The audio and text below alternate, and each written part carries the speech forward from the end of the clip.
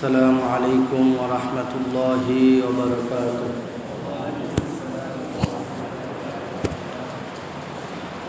الحمد لله نحمده ونستعينه ونستغفره ونعوذ بالله من شرور أنفسنا من يهده الله فلا مضل له ومن يضلل فلا هادي له ونشهد أن لا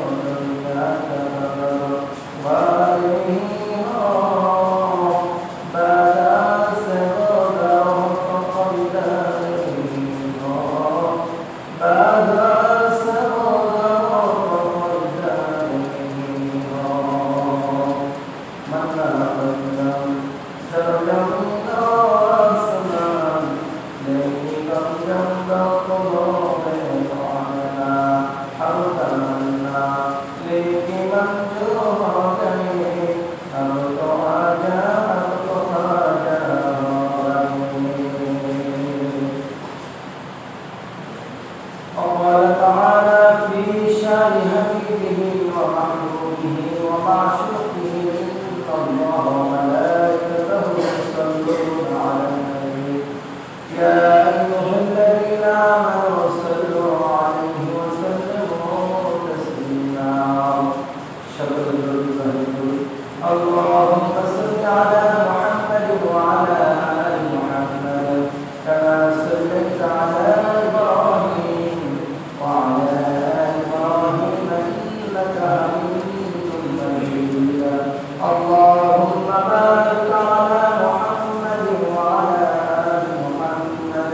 كما باركت على إبراهيم وعلى آل إبراهيم إنك حميد مجيد بلغ العلا بكماله فشهدت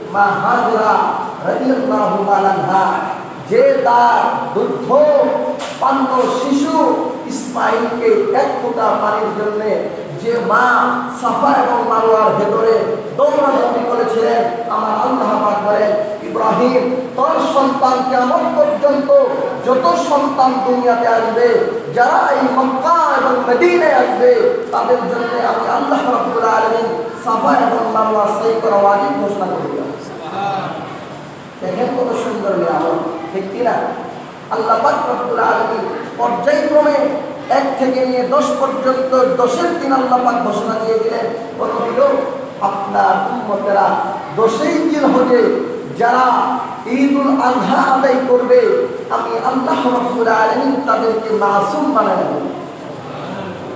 আর যাদের সাধ্য সামর্থ্য আমি আল্লাহ যাদের করে কুরবানি ওয়াজিব করেছি, তারা যদি কুরবানি করে হালাল টাকার মাধ্যমে যদি কুরবানি করে, আমি আল্লাহ পাক আপনার সঙ্গে কথা দিয়ে দিলাম, নবী গো, আপনার উম্মতের ওই কুরবানিকৃত পশুর যতগুলা পশম থাকবে, আমি আল্লাহ পাক আপনার ওই উম্মতের, আপনার ওই মহব্বতের, ওই উম্মতের আমলনামায় এতগুলা সওয়াব আমি আল্লাহ লিখে দেব। দেখেন আল্লাহ পাক কত দয়া, কত ইহসান করতেছে। শুধু তাই নয়, এর জন্য রাসূল আকরাম সাল্লাল্লাহু আলাইহি সাল্লাম বলেছেন, হে আমার উম্মতেরা, তোমরা যদি জিলহজ মাস পাও, এই 10টা দিন বেশি বেশি করে তোমরা কাকে ডাকো? আল্লাহকে ডাকো। আর এই 10টা দিন বেশি বেশি আমি নতুন করে দুরূদ পড়ব। কারণ রাসূল আকরাম সাল্লাল্লাহু আলাইহি সাল্লাম বলেন, কোন লোক যদি আমি নবী করে একবার দুরূদ করে সাল্লাল্লাহু আলাইহি ওয়াসাল্লাম, এই দুরূদটা যদি পড়ে বা দুরূদ ইব্রাহিম যদি পড়ে, আমার আল্লাহ পাক আমাকে মর্তবা দিয়েছেন, আমার উম্মতকেও 3টা মর্তবা দান করেছেন। বলুন সুবহানাল্লাহ। 1 নম্বর মর্তবা হলো কি, কোন বান্দা যদি আমি নবীর উপরে দুরূদ পড়ে, এই দুরূদ পড়ার কারণে আল্লাহ পাক তার উপরে খুশি হইয়া আমি নবীকে মহব্বত করার কারণে তার 10টা গুনাহ আল্লাহ মাফ করে দেন, 10টা সওয়াব তার আমলনামায় আল্লাহ দিয়ে দেন। সুবহানাল্লাহ। কষ্ট লাগে? 10টা মর্তবা আল্লাহ পাক বাড়াইলেন। বলেন সুবহানাল্লাহ। অন্যান্য নবীর উম্মতেরা নবীরা চায়া দিত, আর আল্লাহ পাক আপনার আমার নবীগুলা কি করছেন? হাদিয়া দিচ্ছেন। নবী নেন, আপনাকে হাদিয়া দিলাম। অন্যান্য নবী বলছে আল্লাহ আমাদের দেন, আর আল্লাহ পাক বলেন, নবী গো, এগুলো অন্য নবী চেয়ে নিচ্ছে, আপনি এগুলো হাদিয়া নেন, আপনাদের দিচ্ছেন। এর জন্য ভাইরা আমার, এই মাসের ভেতরে আপনি যেমন আজকে এই শুক্রবার সালাতুল ফজর থেকে নিয়ে তারপরে 13ই জিলহজের আসরের নামাজ পর্যন্ত যে একটা দোয়া আল্লাহর নবী রাহমাতুল লিল আলামিন শিখিয়ে গেছেন, সকলেই তো জানেন। আল্লাহু আকবার, আল্লাহু আকবার, লা ইলাহা ইল্লাল্লাহ, আল্লাহু আকবার, আল্লাহু আকবার, ওয়া লিল্লাহিল হামদ। এইটা প্রত্যেকটা উম্মতের জন্য, বালেগা মহিলা বা পুরুষ, তাদের প্রত্যেকের জন্য ফরজ নামাজের পরে পুরুষরা পড়বে মসজিদে, মেয়েরা পড়বে তাদের বাড়িতে। এইটা একবার পড়া ওয়াজিব ঘোষণা করছেন কে? আল্লাহ। আওয়াজ দিয়ে বলেন কে? আল্লাহ। তাহলে দেখেন সওয়াবের শেষ আছে। আপনি এগুলা পড়বেন আর সওয়াব আর সওয়াব। আপনি পড়বেন সুবহানাল্লাহি ওয়া বিহামদিহি, সুবহানাল্লাহিল আযীম, হাসবুনাল্লাহু ওয়া নি'মাল মাওলা ওয়া নি'মান নাসীর, লা হাওলা ওয়া লা কুওয়াতা ইল্লা বিল্লাহিল আলিয়্যিল আযীম। আল্লাহ ঘোষণা দিয়েছে, খালি ঘোষণা। আল্লাহ পাকে খালি আল্লাহ ঘোষণা দিচ্ছেন আর দিচ্ছেন, কিন্তু কাল হাসরের ময়দানে আল্লাহ পাক বলবে, বান্দা, আমি আল্লাহর ঘোষণাগুলো তুমি মেনে নিয়েছিলা, যাও, আমি আল্লাহ তোমার ডান হাতে আমলনামা দিলাম, তুমি জান্নাতে যাবে। সুবহানাল্লাহ। বান্দাই তো হাই হাই করলাম কি? দুনিয়াতে তো অল্প আমল আমি কেন করলাম? দুনিয়াতে আমি এই জবান দ্বারা বেহুদা কেন গান গাইলাম? দুনিয়াতে এই জবান দ্বারা কেন আমি অন্য মদ্য, অন্য বিষয়বস্তু আমি কেন পান করলাম?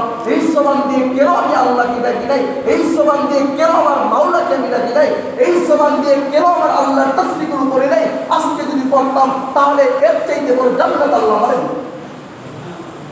যেমন রাসূল আকরাম সাল্লাল্লাহু আলাইহি সাল্লাম মেরাজের রাতে জান্নাতুল ফিরদাউসের বড় একটা গেটের ভিতরে লেখা, ওমর ইবনে খাত্তাব রাদিয়াল্লাহু তাআলা আনহু কি লে। এই কথাটা যখন আল্লাহ রাসূল দেখেছেন যে ওমর ইবনে খাত্তাবের জন্য আল্লাহ পাক এই জান্নাতটা নির্ধারণ করে রেখেছেন, এই কথাটা আল্লাহ পাক রাসূল আকরাম সাল্লাল্লাহু আলাইহি সাল্লাম জানার পরে আল্লাহ পাক জানায় দিলেন, দেখায় দিলেন আল্লাহ রাসূল দুনিয়াতে আছে।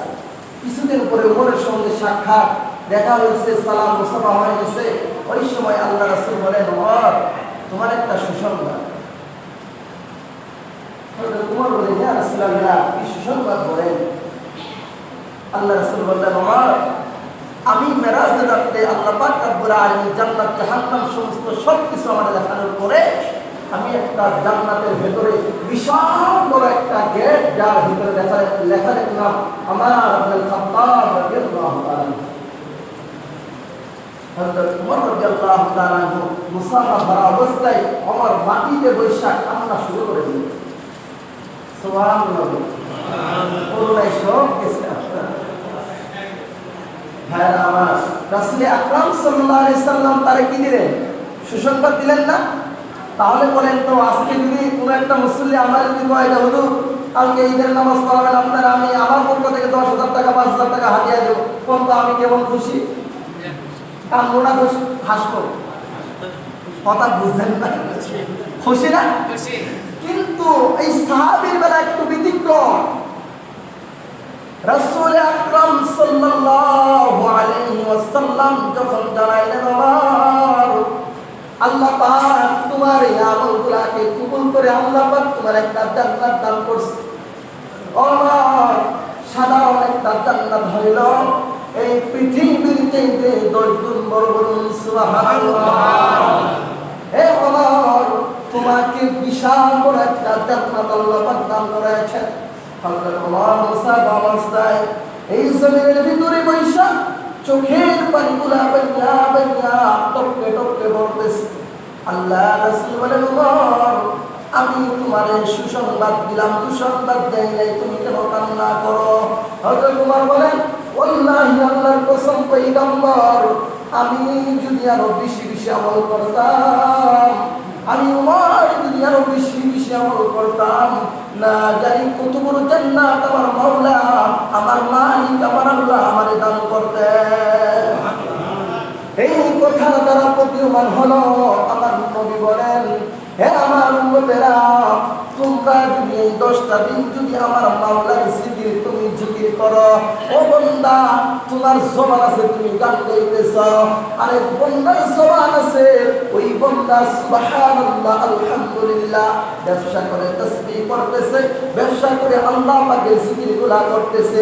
ও বান্দা তুমি ব্যবসা করো, বক্সের মাধ্যমে গান শুনতেছো, বাদ্য বাজনা শুনতেছো।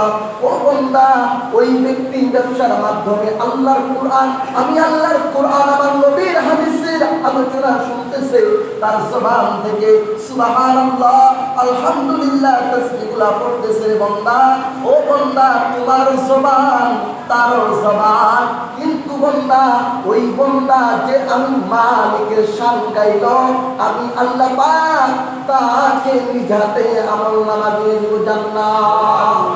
ও বান্দা, তুমি তোমার জবান দিয়ে অখাদ্য গান বাজনা মুখে দিয়ে বললা, তোমার কানের মাধ্যমে অখাদ্য গান বাজনা শুনলা, আমি আল্লাহ পাক তোমাকে দিব, কিন্তু তোমার বাম হাতে জাহান্নামের সার্টিফিকেট তুলে দিব। যেই দিন তুমি চিৎকার পারবা, যে কোন বান্দা জাহান্নামী যখন হবে, সে এমন জোরে চিল্লানি, এমন জোরে আওয়াজ করবে, ওই ব্যক্তির কোনো আওয়াজটা যদি এই দুনিয়ার হাইসর যেমন এখন ওই সময় যদি মানুষ জিন্দা থাকে, ওই বান্দার চিল্লানির যুগে সবাই স্টপ করে মারা যাইবে। এই জন্য রাসূল আকরাম সাল্লাল্লাহু আলাইহি ওয়াসাল্লাম বলেন, হে আমার উম্মতেরা, তোমরা দুনিয়াতে কেন আসছো তোমরা কি জানো? ও আমার নবীর সাহাবীরা, তোমরা কি জানো তোমাদের দাম কত? হযরত আবু যর রাদিয়াল্লাহু তাআলা আনহু, উনি জিবরাইল নামের একজন আল্লাহর পয়গম্বরের কাছে সাক্ষাৎ করতে আসছে। হযরত আবু যর, আজকে আমাদের মা বোনেরা যেমন 11 হাত 12 হাত কাপড় দিয়া পুরা দেহটা ঢাকতে পারে না, কিন্তু আবু যর পুরো মহিলা নয়, একজন সাহাবী, যার নাম হলো হযরত আবু যর রাদিয়াল্লাহু তাআলা আনহু। উনি একটা বিশাল একটা চাদর বেছাইয়া, তার শুধু চক্ষু দুটো দেখা যায়, এমন পর্যায়ে তিনি ওই দিক দিয়া মদিনাতুল মুনাওয়ারার সাইড দিয়া নবীর সামনে দিয়া মানে একটু দ্রুত মানে একটু দূরত্ব রাস্তা দিয়া হাঁটতেছে। ওই সময় জিবরাইল বলেন, হাদা আবু যর ইয়া রাসূলুল্লাহ, হে আল্লাহ, আল্লাহর পয়গম্বর ইনি আবু যর না। আল্লাহর নবী থমকে গেলেন। হে ইয়া জিবরাইল, আপনি কেমনে আবু যরকে ছিলেন? আল্লাহর নবীর উত্তরে হযরত জিবরাইল আমিন বলেন, ইয়া রাসূলুল্লাহ, আল্লাহি আল্লাহর কসম খেয়ে বলি নবী গো, আমি জিবরাইল নয়। আল্লাহ পাক এই দুনিয়ার বুকে কোটি কোটি কোটি কোটি মিলিয়ন যত ফেরেশতা আল্লাহ তৈরি করেছেন, প্রত্যেকটা ফেরেশতাই আপনার আবু যরকে চিনে। বলুন সুবহানাল্লাহ। আবু যরকে সবাই চিনে। আল্লাহর পয়গম্বর জিজ্ঞাসা করলেন, ও ভাই জিবরাইল, আমার এই সাহাবী আমার বন্ধু আবু যরকে চিনার কারণটা কি? আল্লাহর পয়গম্বরের প্রশ্নের জবাবে জিবরাইল আমিন বলেন, ইয়া রাসূলুল্লাহ, আবু যর কোন দেশের মন্ত্রী নয়, কোন দেশের এমপি নয়, কোন মেম্বার নয়, সামান্য চৌকিদার নয়। ইয়া রাসূলুল্লাহ, আবু যরের ভিতরে দুইটা গুণ আছে, যে দুইটা গুণ থাকার কারণে আমার আল্লাহ পাক কোটি কোটি মিলিয়ন যত ফেরেশতা আমার আল্লাহ তৈরি করেছেন, সমস্ত ফেরেশতাদের সামনে আমার আবু যর, আপনার আবু যরকে আমার আল্লাহ পরিচয় করে দিয়েছে। ওই সময় রাসূল আকরাম সাল্লাল্লাহু আলাইহি ওয়াসাল্লাম উত্তরে বলেন, ইয়া রাসূলুল্লাহ, আবু যরের মাত্র দুইটা গুণ। কয়টা গুণ? আওয়াজ দিয়ে বলেন, দুইটা গুণ। অর্থাৎ দুনিয়ার হাইসেদের কোনো গুণ নয়। এক নম্বর, আজকে আমি ইমাম, আমি নিজের অনেক বড় মনে করি, আমি ইমাম, আমার চাইতে বড় আছে কোন বেড়া, ঠিক কিনা? আমি চিন্তা করি আমি এলাকার চেয়ারম্যান, আমার চাইতে বড় আছে কেনা? কিন্তু বাবা, আল্লাহি আল্লাহর কসম, আবু যর জান্নাত প্রাপ্ত একজন সাহাবী। কোনদিন নিজের দিক আঙ্গুল তুইলা বলে নাই আমি জান্নাতি সাহাবী, আমার আমল কম করলেও চলবে। আল্লাহর পয়গম্বর যাকে জান্নাতের সার্টিফিকেট দিয়েছেন, উনি কখনো এই কথাটা বলেন নাই।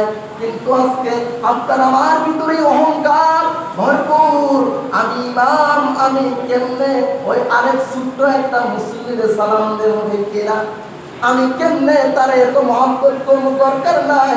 আমি ইমাম বাইরে আমার দিব, আমি খালি দাওয়াত খাবো আর সালাম দেবো, ঠিক কিনা? কিন্তু আল্লাহর কসম, ওগো আল্লাহর পয়গম্বর, আবু যরের এত সুন্দর দুইটা গুণ, যেই গুণটার কারণে আমার আল্লাহ আবু যরকে মহব্বত বেশি করে। ওগো আল্লাহর পয়গম্বর, এক নম্বর গুণ হলো তাকাব্বুরি, অহংকার। আবু যর কিছুই বুঝে না। তাকাব্বুরি, অহংকার কি জিনিস? আবু যর নিজের কোনদিন বড় মনে করে না। জান্নাত প্রাপ্ত একজন সাহাবী নিজের বড় মনে করে না। যাদের আমলগুলো এত দাম, হযরত আবু বকর রাদিয়াল্লাহু তাআলা আনহু, উনার যতগুলা পায়ের ধুলি, শুধু পায়ের ধুলি নয়, জুতার ধুলি, এই জুতার বালিকণা যদি আল্লাহ পাকের মিজানের এক পাল্লায় তুলে দেওয়া হয়, আর নবী উম্মতে মুহাম্মাদের তামাম পৃথিবীর বাবা আদম থেকে নিয়ে শেষ নবী পর্যন্ত যত উম্মত দুনিয়াতে পদার্পণ করেছে, সমস্ত উম্মতের আমলগুলা যদি এক পাল্লায় তুলে দেওয়া হয়, আমার আল্লাহ বলেন, নবীজি, আমার কাছে আবু বকরের পায়ের ধুলায় ওজন বেশি হবে। কত সুন্দর নাম! ওগো আল্লাহর পয়গম্বর, আবু যর নিজের নেতৃত্ব দেয় না। আবু যর নিজের সবসময় ছোট মনে করে চলে। আবু যর কখনো অহংকার করে না, অহংকারকে ভালোবাসে না। আবু যর নিজের সবসময় সাদা সিধা মনের মানুষ, সবার সঙ্গে সালাম দেয়, মুসাফা করে, কারোর সঙ্গে কোনো হিংসা নাই। নিজের বড়ত্ব মনে করে না, অহংকারী এক জাররা পরিমাণ তার অন্তরে নাই। ওগো আল্লাহর পয়গম্বর এক নম্বর। দুই নম্বর হলো আল্লাহর পয়গম্বর সূরা পুরা 30 পারা কোরআনের ভিতরে আল্লাহ পাক তাওহীদের জন্য দুইটা সূরা, যেটা সমস্ত মানুষ শিখতে পারবে, এমন দুইটা সূরা আল্লাহ পাক দান করলেন। বলুন সুবহানাল্লাহ। ওগো আল্লাহর পয়গম্বর, সূরা ইখলাস, কুল হুয়াল্লাহু আহাদ আল্লাহুস সামাদ লাম ইয়ালিদ ওয়া লাম ইউলাদ ওয়া লাম ইয়াকুল লাহু কুফুয়ান আহাদ। ওগো আল্লাহর পয়গম্বর, আবু যর প্রত্যেক রাকাতে আমার সঙ্গে আপনার মালিক, আমার মালিক আল্লাহ, আল্লাহর সঙ্গে দিদার করেন। আমার আল্লাহ তারে মহব্বত করে তামাম পৃথিবীর যত ফেরেশতা আছে আমার আল্লাহ তাদেরকে পরিচিত করে দিয়েছে। তবে আল্লাহর পয়গম্বর শুধু দুইটা, কোন নেতৃত্ব গুণ ছিল তার, কোন নেতৃত্ব গুণ প্রয়োজন হয় নাই। এক নম্বর গুণ ছিল নিজের ভিতরে কোনো ফখর, কোনো অহংকারী ছিল না।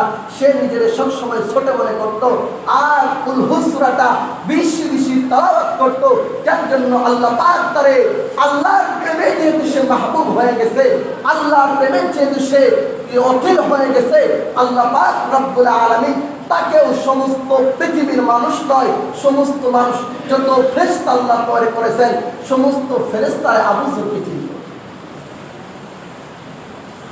তাহলে বুঝেন আজকে আমরা যারা এমপি মন্ত্রী হয়ে যায়, সাধারণ বাংলাদেশের জায়গায় একজন এমপিরে কয়টা রাষ্ট্র চিনে বলেন তো?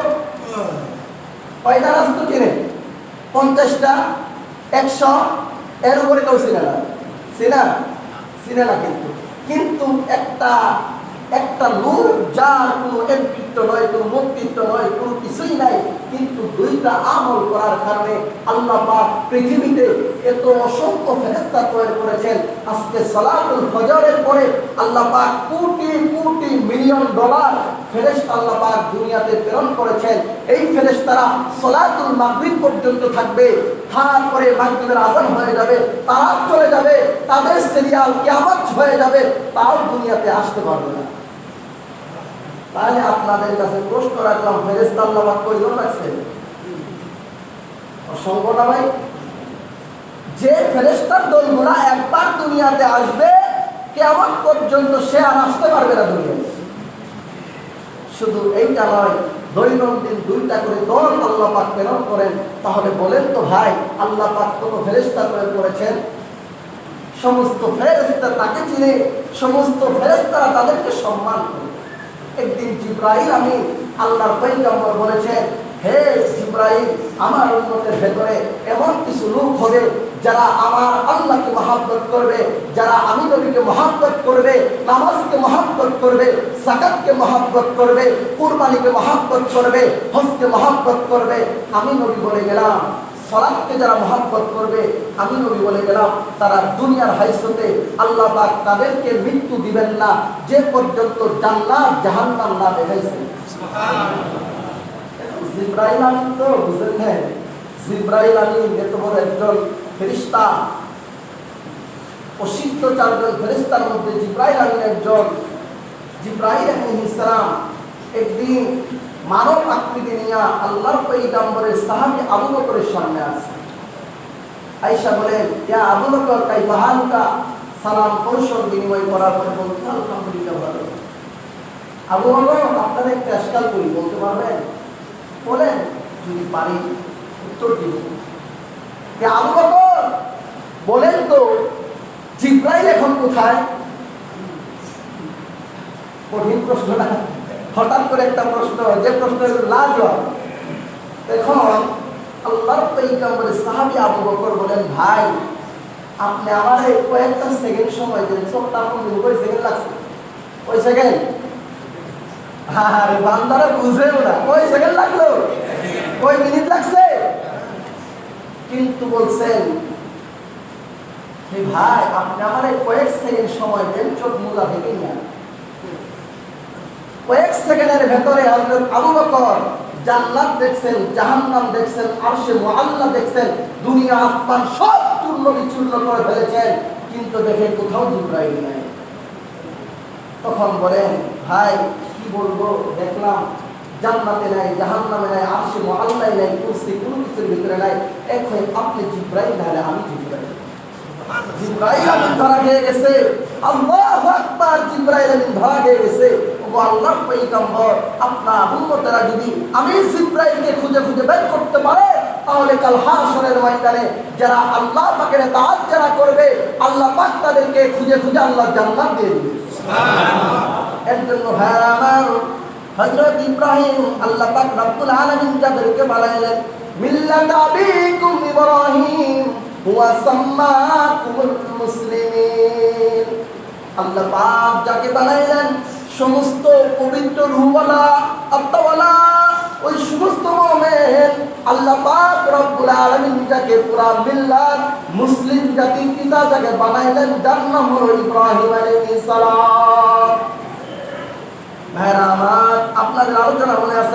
আলোচনা মনে আছে? মনে আছে? তাহলে এটা করি আল্লাহ তাআলা করে রাখছিলাম ভাই, মনে আছে?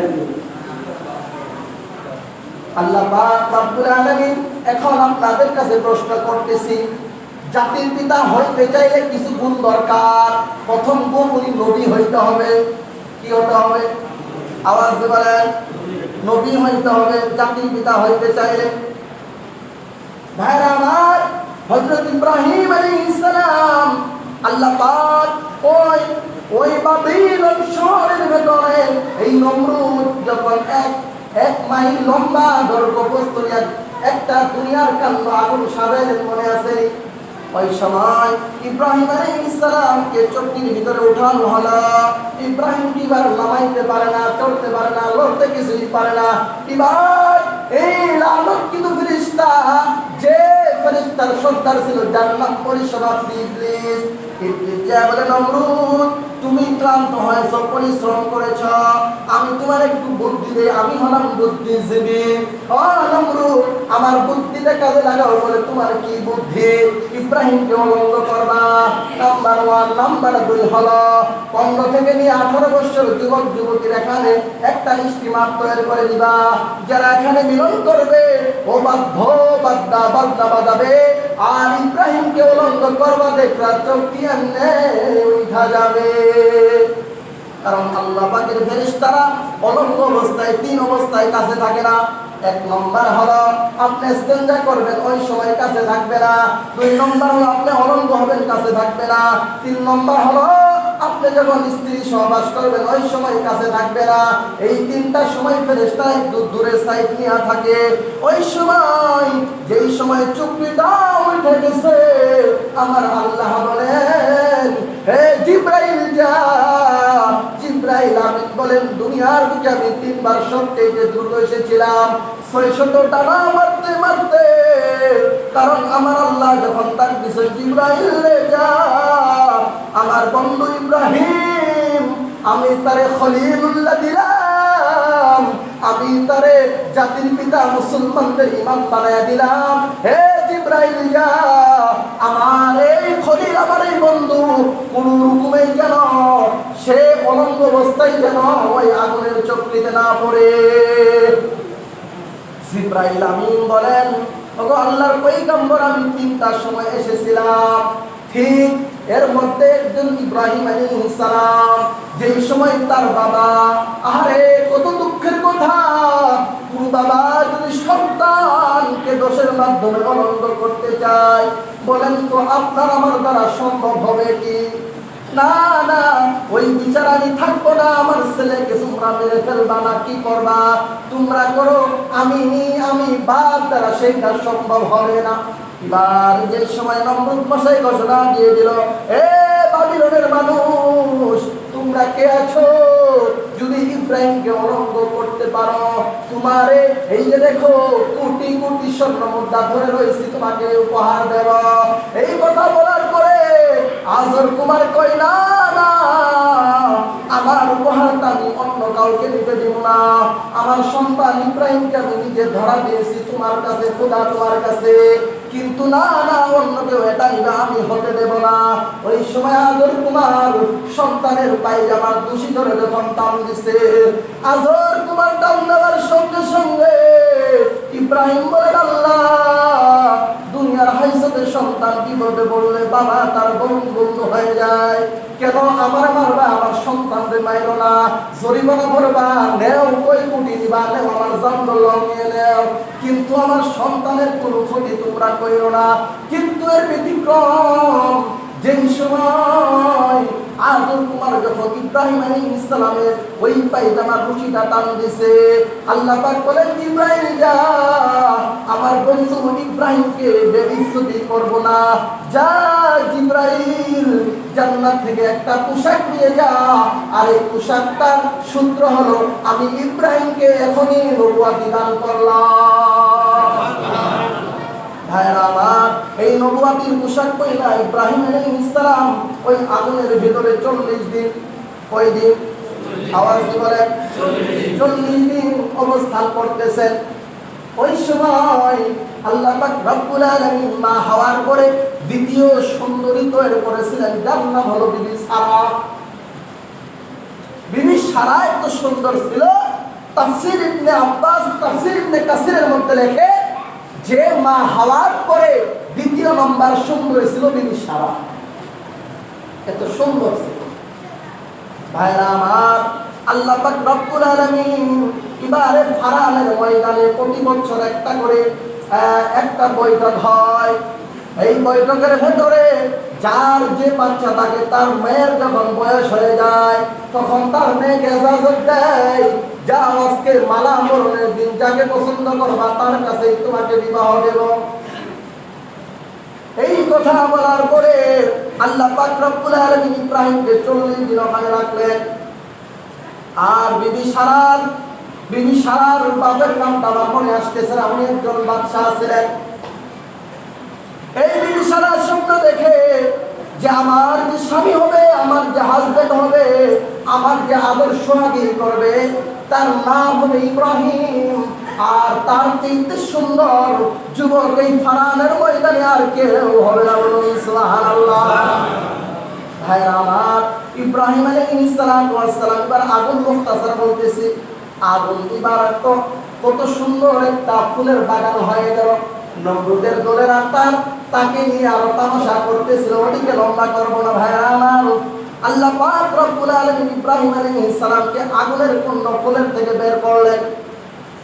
বের করার পরে এবার দেখে ফারানের ময়দানের কাছাকাছি ঠিক আপনাদের দাওয়াত কুলিয়া ওই মোড় আর আপনাদের এই মসজিদ, কিন্তু যেহেতু মরুভূমি সব দেখা যায়, এখানে এতগুলা মানুষ কি হইচই।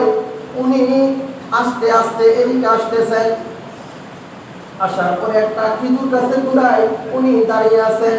ঠিক বিবি সারা 39 দিন পর্যন্ত খালি বিউটি করে মালা নিয়া, কিন্তু ওর পছন্দের জামাই কি আর খুঁজে পায় না।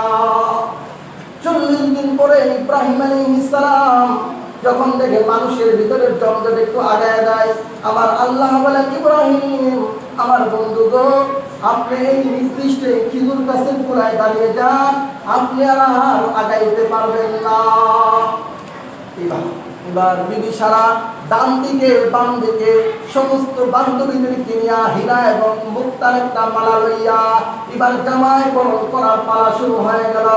সবার কাছে যায়, কিন্তু না, যাকে স্বপ্ন দেখছে 40 দিন তারে তো দেখা যায় না। এবার তার বান্ধবীরা বলে, ও বান্ধবী, মনে হয় তোর কপালে আর জামাই না, 40 দিন লাস্ট সময় তোর আছে। এই সময় যখন ঘটে গেল, আমার আল্লাহ পাক রব্বুল আলামিন তার খলিলকে যখন দাঁড়া করায় রাখলেন, এবার মালাগুলা নিয়ে ফিরবে, কিন্তু আমার আল্লাহ পাক তার চোখের একটা দৃষ্টি চলে গেল, মা সারার একটা দৃষ্টি চলে গেল ইব্রাহিম আলাইহিস সালামের প্রতি। সঙ্গে সঙ্গে বান্ধবীদেরকে ফালাইয়া ওই হীরা এবং ওই মুক্তার মালা লইয়া দৌড় দিছে। বান্ধবীরা পিছন দিয়ে দৌড়ায় গেছে, যাইয়া দেখে ইব্রাহিম, যাকে পুরা 40টা দিন আমি স্বপ্নে দেখলাম, এবার সুন্দর করে মালা পরাইয়া তাকে নিয়ে আসছে জনসম্মুখে। বাপ এবারে বিবাহ দিয়ে দিল, বিবাহ বন্ধন আবদ্ধ হয়ে গেল। ঠিক মা সারা রাদিয়াল্লাহু তাআলা আনহা 86 বছর সংসার করছেন। কয় বছর? আস্তে কই 86 বছর সংসার করলেন, কোনো সন্তান হয় না। ঠিক এখানে আরো একটু ঘটনা আছে, সময় নাই। আল্লাহ পাক রব্বুল আলামিন যদি তৌফিক দান করে, কালকে ঈদুল আজহায় এই কুরবানি আমরা কেন করবো রে বাবা? ও ভাই, কুরবানি কেন করব? আপনার আমার সন্তান আল্লাহ কুরবানি করতে কয় নাই। কিন্তু জাতির পিতা হতে চাইলে কি দরকার? বলতেছিলাম সময়ের জন্য বলতে পারলাম না রে বাবা। আজকে একটা কথা বলি রে ভাই, আপনার মাল, আপনার সম্পদ আল্লাহ পাক আপনাকে দান করলেন। আল্লাহ পাক বলেন, ও আমার উম্মতেরা, ও আমার নবীর উম্মতেরা, আমার বান্দারা শোনো, আমি আল্লাহ তোমাদের বছরে দুইটা উৎসব দান করলাম। এই দুইটা উৎসবের ভিতরে আমি আল্লাহ প্রত্যেকটা বছর আমার বান্দার গুনাহগুলোকে আমি মুছিয়া দেই। এর জন্য ভাইরা আমার, রাসূল আকরাম সাল্লাল্লাহু আলাইহি ওয়াসাল্লাম বলেন, আসসালামু আলাইকুম ওয়া রাহমাতুল্লাহি ওয়া বারাকাতুহু।